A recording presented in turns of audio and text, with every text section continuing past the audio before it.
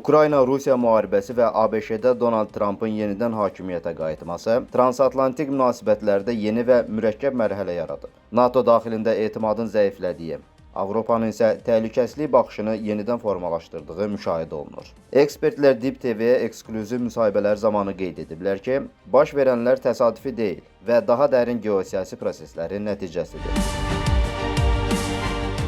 Ukrayna-Rusya savaşı Transatlantik İttifakı için çok önemli bir jeopolitik kırılma yarattı. Joe Biden döneminde Ukrayna savaşına çok ciddi bir şekilde NATO desteği varken Trump'ın 20 Ocak 2025 tarihi itibariyle koltuğa oturmasıyla beraber 80 yıllık bu Transatlantik İttifakı'nın başka bir ifadeyle NATO'nun artık çöktüğünü söyleyebiliriz. Çünkü bu dönemde aslında yani Putin'i sınırlaması ve Ukrayna'nın yanında yer alması gereken Amerika Birleşik Devletleri ilk defa tam tersine Zelenski'yi bir şamar alanına çevirirken Putin'le ciddi anlaşmalar yaparak onun önünü açtı ve aynı zamanda Putin'in Ukrayna cephesinde gün geçtikçe daha da ilerlemesini sağlayan bir takım adımları önemli ölçüde attı. Fransadan olan ekspert ise bildirir ki, ABŞ-nin son ritorikası Avropada artıq real narahatlıq doğurur.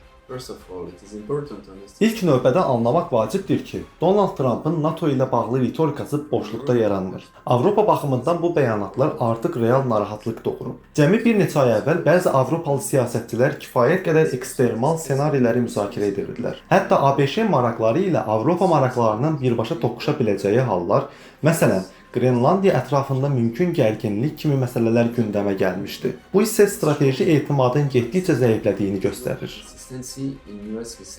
Bunun fonunda Avropa ölkələri ABŞ ilə münasibətlərin gələcəyi ilə bağlı suallar verməyə başlayıb.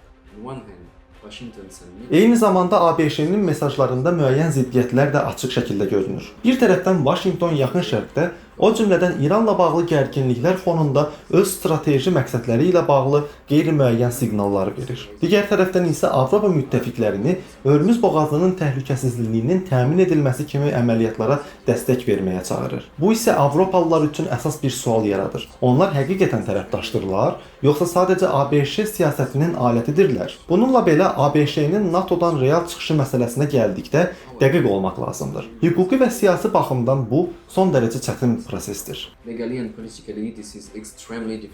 Bu ziddiyyətlər isə daha böyük strateji anlaşılmazlıqlara işarə edir. Türkiyəli siyasi şərhçi Professor Hüsaməddin İnanc hesab edir ki, Avropa ABŞ-yə xəyanətinin nəticələri ilə üzləşir. Bunun en büyük nedeni aslında Trump'ın şu muhakemesiydi.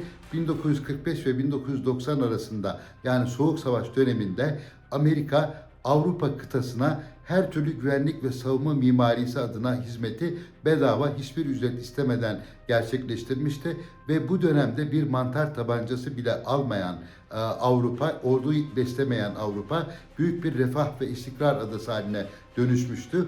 Ama ne zaman ki işte 2000'li yılların başından itibaren Amerika güç kaybetmeye başladığı andan itibaren Rusya ve Çin'le çeşitli anlaşmalar yapan Avrupa bir nevi Amerikalı liderler açısından kendilerine ihanet edildiği algısını oluşturdular. Yani burada özellikle Rusya ile doğalgaz anlaşmasını güçlendiren ve petrol ile ilgili anlaşmalar yapan ve nitekim Baltık Denizi'nde kuzey akım 2 boru hattını kuran Merkel'le Trump'ın birinci döneminde ciddi bir çatışma oldu. 2019 senesinde Brexit'le yani İngilizlerin Avrupa'dan ayrılmasıyla beraber dünyanın en büyük ticaret anlaşmasını Avrupa Birliği Çin'le yaparak aslında Amerika'ya ihanet etmiş oldu. İşte Trump tarihsel gelişim seyri içerisinde bunları hatırlatarak Avrupa'nın bir parazit olduğunu ve bir an önce Amerika'nın sırtından atılması gerektiğini düşünerek bunları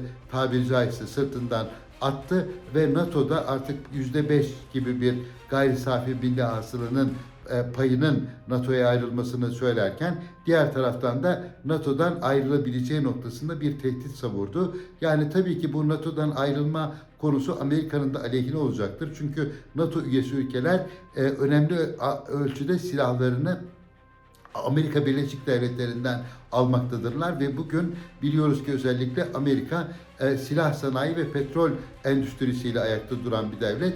Bu anlamda NATO'dan ayrılması zor görünüyor. Polşalı siyasi şərhçi isə məhz bu tarixi kontekstin bugünkü gərginliyin əsasını təşkil etdiyini qeyd edir. Europeans are very worried about what's going on. Avropalılar ABŞ ilə Avropa arasında baş verənlərdən, eləcə də ABŞ-nin öz daxilindəki proseslərdən ciddi şəkildə narahatdılar. Görürük ki, Donald Trump ABŞ prezidenti olaraq müttəfiqləri təhdid edir və NATO daxil olmaqla mövcud heç bir razılaşmaya ciddi yanaşmır. Buna görə də anlayırıq ki, Avropanın təhlükəsizliyinin gələcəyi özümüzdən asılı olacaq. Hər şey bizim əlimizdədir. Məhz buna görə də Avropada yenidən təşkilatlanmağa çalışırıq ki, ABŞ pasiv mövqe tutsa belə müstəqil şəkildə fəaliyyət göstərə bilək. Lakin bunun üçün zamana ehtiyac var. Bunu bir ildən digərinə keçid kimi qısa müddətdə həyata keçirmək mümkün deyil. Ona görə də Avropanın ABŞ ilə, o cümlədən Prezident Donald Trump ilə dialoqu davam etdirməsi son dərəcədə vacibdir. Dialogue with the US, including Donald Trump as a person. Eyni zamanda ABŞ-nin NATO-dan çıxması ilə bağlı müzakirələr də gündəmdə qalır. In 2023, the US adopted legislation requiring 2023-cü ildə ABŞ NATO-dan çıxışın təsdiqlənməsi üçün Senatda ən azı 60 səs tələb edən qanun qəbul edib. Mövcud siyasi balansı nəzərə alsaq, bu həddin əldə olunması olduqca qeyri-real görünür. Bu baxımdan yaxın perspektivdə ABŞ-nin NATO-dan tam çıxışı real ssenari sayılmır. Hər halda bu mövzunun özü artıq Avropanın təhlükəsizlik düşüncəsini dəyişməkdədir. Yeni Avropa təhlükəsizlik arxitekturası formalaşır. Bu, nəzəri yanaşmadan yox, real təhdidlərdən, ilk növbədə Rusiyadan qaynaqlanır. Bu kontekstdə Ukrayna mərkəzi rol oynayır. Ukrayna müasir müharibənin necə aparıldığını faktiki olaraq nümayiş etdirib. Ənənəvi donanma olmadan belə Rusiyanın Qara Dəniz donanmasına ciddi zərbələr endirib. Eyni zamanda Rusiya ərazisinin dərinliklərində hərbi və enerji infrastrukturuna qarşı hücumlar həyata keçirir. Bununla da göstərir ki, asimmetrik və texnologiyaya əsaslanan müharibə üsulları klassik hərbi üstünlükləri kompensasiya edə bilər. Avropa üçün bu dönüş nöqtəsidir. Bu həm qazandırır, həm də müdafiə sistemlərini yenidən qurmaq üçün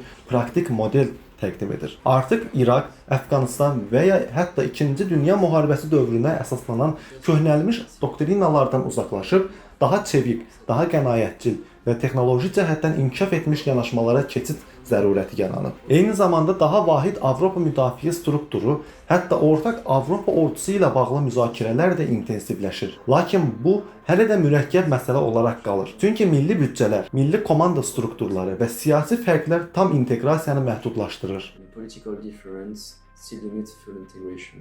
Lakin hüquqi baxımdan bu ssenari o qədər də asan görünmür. Donald Trump cannot, as a president of the United States, decide ABŞ prezidenti Donald Trump NATO-dan çıxmaq barədə tək başına qərar verə bilməz. Bu, Konqresin səlahiyyətinə daxildir. Yeri gəlmişkən, bu məsələ 2017-ci ildə ABŞ Konqresi tərəfindən qəbul olunmuş qanunvericilik aktı ilə də tənzimlənir və belə addım həmin qanunvericiliyə zidd olardı. Sözügedən təşəbbüs hazırda ABŞ hökumətində dövlət katibi vəzifəsini tutan Mark Rubio tərəfindən irəli sürülmüşdü. Yəni hüquqi baxımdan Donald Trump belə bir addım ata bilməz. Ancaq bununla yanaşı biz öz gözlərimizlə görürük ki, Donald Trump bəzən qaydaları pozur.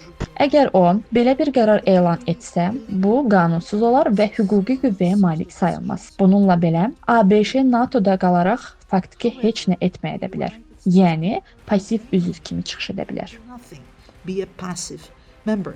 Buna baxmayaraq, Avropa artıq alternativlər üzərində düşünməyə başlayıb. So because of this Məhz bu ehtimalı nəzərə alaraq Avropalılar və NATO daxilindəki Avropa ölkələri alyansı yenidən təşkil etməyə və məsuliyyətin daha böyük hissəsini öz üzərlərinə götürməyə çalışırlar. Ümid edirik ki, yaxın gələcəkdə zəruri islahatları həyata keçirərək Amerikalılar pasiv qalsalar belə müstəqil şəkildə fəaliyyət göstərə biləcəyik. even if the Americans decide to do nothing. Bu isə yeni təhlükəsizlik arxitekturasının formalaşmasına gətirib çıxarır. Europe is gradually moving toward greater strategic autonomy. Bütün bunlara baxmayaraq ümumi istiqamət aydındır. Avropa tədricən daha böyük strateji muxtariyyətə doğru irəliləyir. Bu, NATO-nu əvəz etməkdən çox ABŞ-dən asılılığın azaldılması deməkdir. But reducing its dependence on the United States. Bəzi ekspertlər isə NATO daxilində yeni güc mərkəzlərinin formalaşa biləcəyini istisna etmir. Eğer Avrupa ve Amerika daha doğrusu NATO'dan ayrılırsa burada Türkiye özellikle öncelikli bir ülke olacaktır. Türkiye son yıllarda güvenlik ve savunma mimarisini millileştirmesiyle ön plana çıkan bir ülke ve Türkiye'nin bundan sonra ittifakın merkez haline geleceği kaçınılmaz bir gerçektir. Nitekim en son Almanya'da yapılan tatbikatlar Türkiye'nin Amerika'nın bıraktığı boşluğu doldurabilecek bir aktör olduğunu bize yeterince göstermektedir. Beləliklə, proses təkcə ABŞ və Avropa münasibətləri ilə məhdudlaşmır. Daha geniş geosiyasi dəyişikliklərə işarə edir.